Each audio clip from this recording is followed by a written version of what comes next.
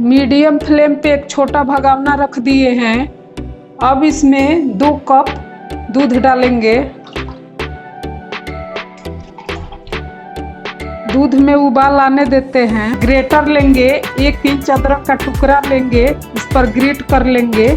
इस रेसिपी को एंड तक देखिएगा, ये बहुत ही आसान तरीका है और सर्दी जुकाम और खांसी और बलगम भगाने वाला है।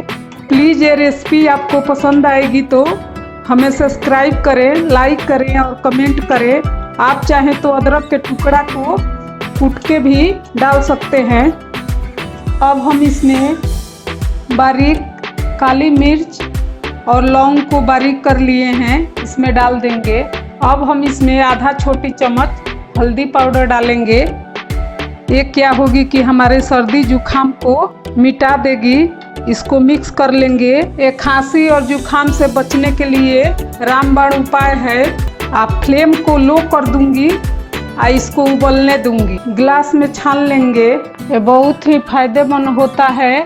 ये सर्दी जुकाम के रामबाण उपाय है। प्लीज़ ये रेसिपी पसंद आई हो तो लाइक करें, शेयर करें और सब्सक्राइब करना ना भूलें। Thank you.